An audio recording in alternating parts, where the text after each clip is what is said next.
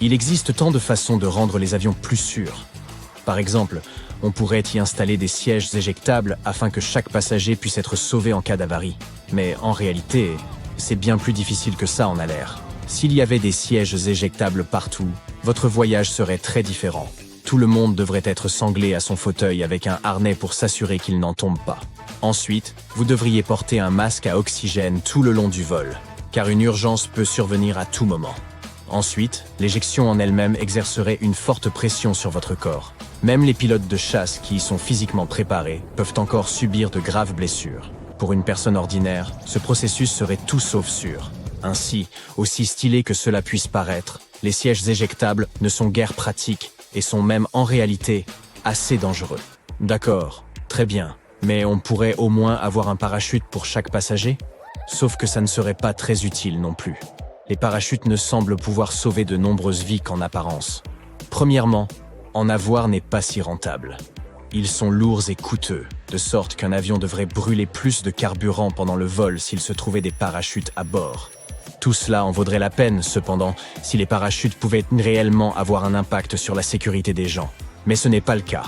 Les avions de ligne ne sont pas conçus de manière à ce qu'ils soient sûrs d'en sauter, surtout avec quelques centaines de personnes à bord. Ensuite, les passagers ne sont pas du tout formés à leur utilisation. Imaginez qu'il y ait une urgence, que l'avion se retrouve en chute libre et que 200 personnes essaient de manipuler un parachute pour la première fois de leur vie. Ce serait un véritable désastre. Et enfin, il n'est pas du tout sûr de sauter depuis les hautes altitudes auxquelles volent les avions. Ainsi, les masques à oxygène, les gilets de sauvetage et les canots pneumatiques sont le meilleur équipement de secours. Et chaque avion en est équipé. Vous voyez ces énormes réacteurs que les avions ont sous leurs ailes? Regardez-les, ils ne semblent pas du tout sûrs. Les oiseaux peuvent y être aspirés. Et cela se produit fréquemment. On pourrait au moins mettre une grille devant les turbines pour empêcher les oiseaux d'y pénétrer. Mais il se trouve que ces moteurs aspirent comme d'énormes quantités d'air, et que c'est crucial pour leur bon fonctionnement. Plus l'air est avalé, plus il est comprimé, mélangé au carburant, puis brûlé. Et ensuite, cet air est expulsé de l'autre côté, permettant à l'avion de continuer à avancer. Une grille à l'avant agirait donc comme une barrière, réduisant considérablement l'apport en air qui est indispensable au bon fonctionnement des moteurs. Et cela mettrait tout l'avion en péril. Mais ne vous en faites pas trop. Les oiseaux volent beaucoup plus bas que les avions. Ils ne présentent donc un danger que pendant quelques minutes au début du vol, lorsque l'avion prend de l'altitude, et à la toute fin, lorsque l'avion atterrit. Très peu d'entre eux sont donc aspirés. Et s'ils le sont, cela ne constitue que rarement une menace pour les réacteurs ou la sécurité des passagers. Les avions ne passent pas non plus leur vitesse comme le font les voitures. Techniquement, ils ne peuvent donc pas reculer. La raison en est que les avions n'ont pas besoin de voler à reculons. Ils n'ont simplement qu'à faire demi-tour et à se déplacer dans la direction opposée, toujours de face. Le seul moment où ils ont vraiment besoin de reculer est lorsqu'ils doivent se rendre à la porte d'embarquement. Et dans ces moments, ils peuvent y compter sur des tracteurs d'aviation. Ce sont de petits véhicules qui peuvent se connecter aux aéronefs et les déplacer dans la direction requise. Faites attention à ceci la prochaine fois que vous voyagerez en avion. Techniquement parlant, les avions pourraient aussi reculer si leur moteur commençait à faire circuler l'air vers l'avant au lieu de l'arrière. Mais c'est très dangereux pour tout le monde alentour. L'un des très rares cas où on le fait est lors de l'atterrissage, pour aider à ralentir l'avion. Et il y a des caméras à l'extérieur qui permettent aux pilotes de mieux se repérer sur les pistes. Elles sont particulièrement utiles lors de manœuvres délicates. Mais saviez-vous qu'il y avait aussi des caméras dans la cabine des avions? Détendez-vous, il n'y en a pas dans les toilettes. Mais oui, elles se trouvent bel et bien dans la cabine, et uniquement pour des raisons de sécurité. Les stewards et hôtes de l'air s'en servent pour apercevoir ce qui n'est pas visible depuis leur propre siège. Bien sûr, le personnel de bord peut tout inspecter en se promenant simplement dans la cabine, et c'est exactement ce qu'ils font la plupart du temps.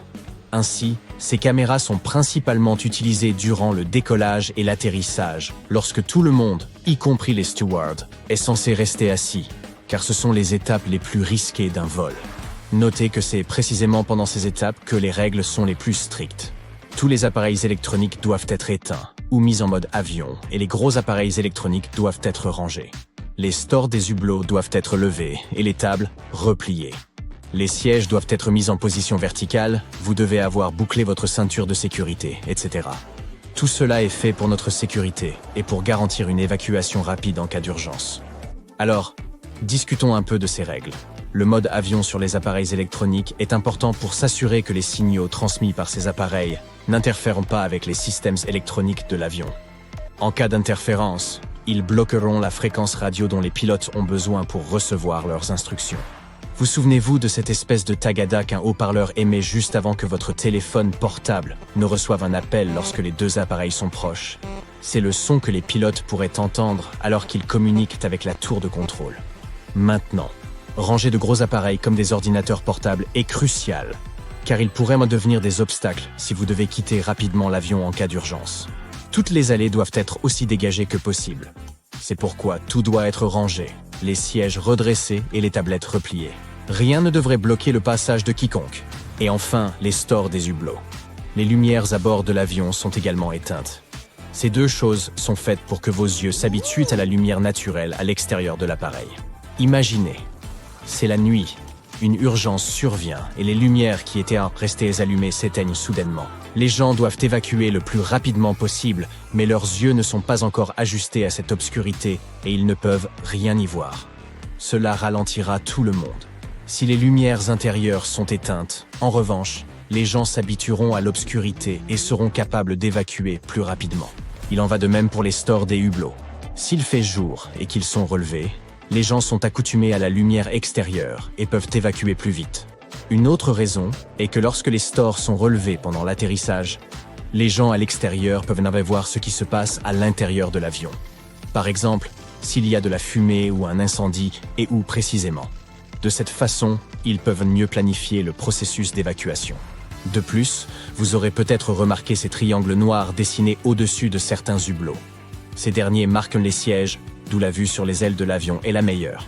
C'est nécessaire pour l'équipage, afin qu'il se repère le plus rapidement possible si, en cas d'urgence, il lui faut inspecter les moteurs, les volets ou les ailerons.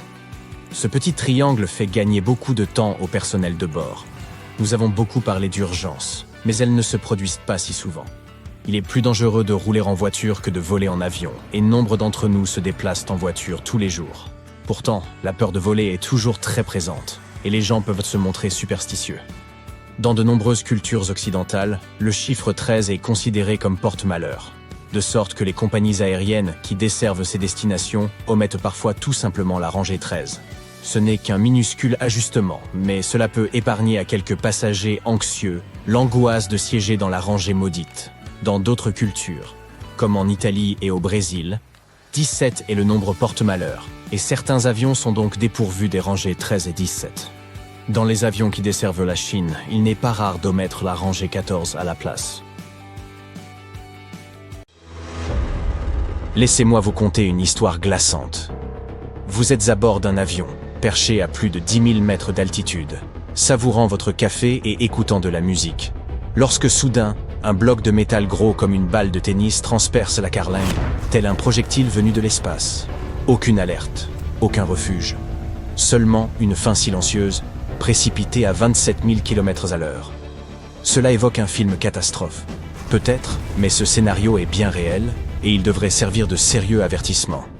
En ce moment même, la Terre est encerclée par des milliers de débris spatiaux, satellites hors service, fragments de fusées ou éclats d'anciens engins.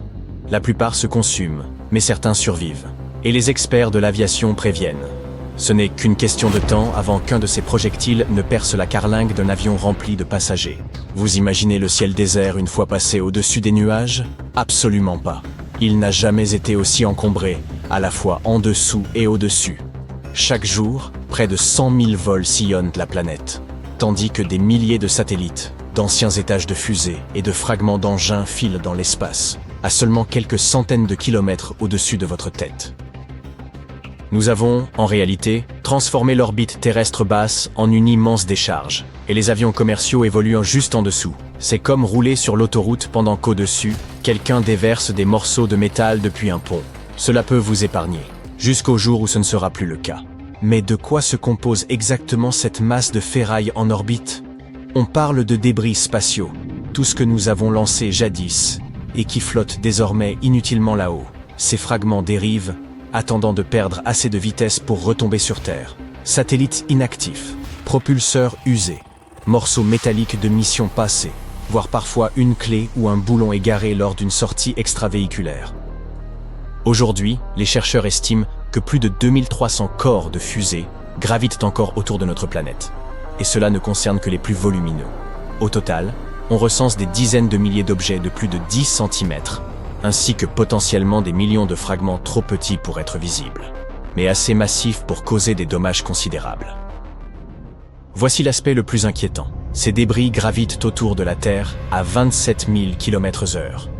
À une telle vitesse, même un éclat de peinture devient un projectile, et un fragment gros comme une pièce de monnaie pourrait transpercer la paroi d'un vaisseau spatial ou d'un avion comme du papier. La plupart se consument dans un embrasement final, mais certains morceaux survivent à la rentrée. Jusqu'à présent, aucun avion commercial n'a été percuté par des débris spatiaux. Une chance pour nous, ou pour vous. Je prends rarement l'avion, mais la chance n'est pas éternelle. Plusieurs incidents ont frôlé la catastrophe. De gros débris ont déjà survécu à la rentrée et se sont écrasés sur Terre, parfois à proximité de maisons, de fermes ou même d'autoroutes. Dans un cas, un réservoir de carburant pressurisé issu d'une fusée a atterri au Texas. Dans un autre, un long panneau métallique s'est abattu dans un champ reculé d'Australie. En 2022, la situation a pris un tour critique durant quelques heures. L'Espagne et la France ont temporairement fermé certaines zones de leur espace aérien à cause de la rentrée incontrôlée d'une fusée chinoise. Plus de 600 vols ont été retardés car nul ne pouvait prévoir avec certitude où ce bloc métallique s'écraserait. C'était la première fois de l'histoire que le trafic aérien était interrompu pour cause de débris spatiaux. Et si la tendance actuelle se poursuit, ce ne sera probablement pas la dernière. Imaginez maintenant un scénario semblable au-dessus des États-Unis. Lors d'un long week-end, aéroport saturé, milliers de vols programmés, et soudain cette annonce. Chers passagers, des vis résistantes à la chaleur pourraient tomber de l'espace. Les vols reprendront bientôt. Le problème, c'est que les rentrées atmosphériques ne sont pas toujours prévisibles avec exactitude. Les agences disposent souvent d'à peine quelques heures de préavis, et la zone d'impact potentiel peut couvrir des centaines de kilomètres. Les autorités aériennes se retrouvent alors face à un dilemme. Fermer d'immenses portions du ciel ou prendre le risque de laisser voler des milliers de passagers. D'après des études récentes, certains des espaces aériens les plus fréquentés du monde présentent déjà un risque annuel de 26% d'être touchés par une rentrée incontrôlée. Autrement dit, plus d'une chance sur 4. Et ce n'est pas lié à une quelconque imprudence. La cause est purement statistique. Au cours de la dernière décennie, le nombre d'objets en orbite terrestre basse a doublé. Voici le véritable danger. Plus l'espace se peuple, plus le risque augmente que des débris entrent en collision entre eux, générant, inévitablement, encore davantage de débris. C'est ce qu'on appelle le syndrome de Kessler, une réaction en chaîne où chaque impact déclenche le suivant, jusqu'à rendre certaines orbites totalement inutilisables. Et avec les lancements croissants de compagnies privées comme SpaceX, mais aussi des agences spatiales nationales, nous préparons peut-être le terrain à ce scénario inquiétant. Pendant ce temps, sur Terre, nous volons plus que jamais. Depuis l'an 2000, le trafic aérien commercial a plus que doublé, ce qui signifie davantage de passagers dans les airs, plus d'avions sur les trajectoires et, par conséquent, plus de risques qu'un objet tombant rencontre un appareil en vol. Et si ce moment survenait, il pourrait arriver sans crier gare. Et s'il devait vraiment se produire, nous ne le saurions sans doute qu'après. Au moment où cela ferait la une, même avec nos satellites les plus sophistiqués, repérer un minuscule fragment métallique quittant l'orbite demeure presque impossible. Pourtant, la majorité de ces débris n'atteignent jamais le sol. Lorsqu'ils pénètrent dans l'atmosphère terrestre, la chaleur intense de la rentrée les consume entièrement. C'est particulièrement vrai pour les éléments de petite taille ou de faible densité, comme les fragments d'aluminium ou l'isolation thermique. Et même lorsque certains débris parviennent à survivre à la rentrée, une collision avec un avion reste extrêmement rare. Les appareils de ligne volent à une altitude d'environ 11 000 mètres, tandis que les débris spatiaux chutent depuis plusieurs centaines de kilomètres au-dessus, franchissant cette altitude en quelques secondes. Les chances qu'un avion se trouve exactement à cet endroit, à ce moment précis, sont infimes. C'est comme lancer une fléchette depuis l'espace en tentant d'atteindre un moustique traversant un terrain de football. Le tout, les yeux bandés. Le timing, l'alignement, les probabilités, quasi nul. Mais avec un nombre croissant de fléchettes et de moustiques, c'est pourquoi les experts demeurent préoccupés. La quantité de débris spatiaux croît rapidement. Plus il y a d'objets en chute, plus les risques d'incidents augmentent. Et si la probabilité d'un impact direct reste faible, le danger de perturbation de l'espace aérien, lui, est bien réel. Ne pourrions-nous pas simplement purifier l'espace de ces débris, avec nos satellites sophistiqués, nos stations orbitales et nos fusées réutilisables? On pourrait penser qu'un aspirateur cosmique aurait déjà vu le jour. Pourtant, l'entreprise se révèle infiniment plus ardue. Les fragments circulent à des vitesses prodigieuses, et les capturer revient à intercepter des balles tout en étant soi-même rivés à une fusée. À cela s'ajoute l'écueil de leur taille. Certains sont trop infimes pour être détectés, d'autres trop massifs pour être ignorés. De plus, personne ne s'accorde sur la responsabilité de ce désordre. Si un pays lance un satellite qui finit par se disloquer et produire des débris, lui incombe-t-il de les récupérer? Pour l'heure, la réponse reste floue. J'avoue que présenté ainsi, cela semble irréalisable, mais je garde foi en la science. Néanmoins, tout n'est pas si sombre. L'Agence spatiale européenne promeut une politique de zéro débris pour les prochaines missions. Son objectif, que chaque satellite ou fusée mise en orbite dispose d'un plan intégré pour quitter l'espace en toute sécurité. Parallèlement, des chercheurs développent des pinces robotiques, de véritables griffes spatiales géantes, capables, un jour, de saisir ces fragments et de les propulser vers une rentrée contrôlée dans l'atmosphère terrestre. Cela démontre que le problème est bien compris et que, malgré sa complexité, son traitement reste possible, à condition d'agir à temps. Plus nous commencerons tôt à le prendre au sérieux, plus nous augmenterons les chances que votre prochain vol demeure monotone et sans incident, comme il se doit pour un trajet aérien, sauf si vous êtes près du hublot, auquel cas le spectacle reste saisissant.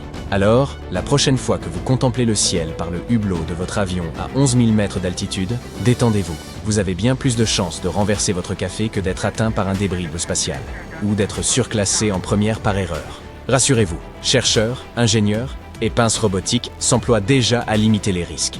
L'espace est peut-être encombré aujourd'hui, mais l'humanité a déjà su relever de plus grands défis. Avec les bonnes décisions, nous pouvons préserver la sécurité du ciel pour chacun.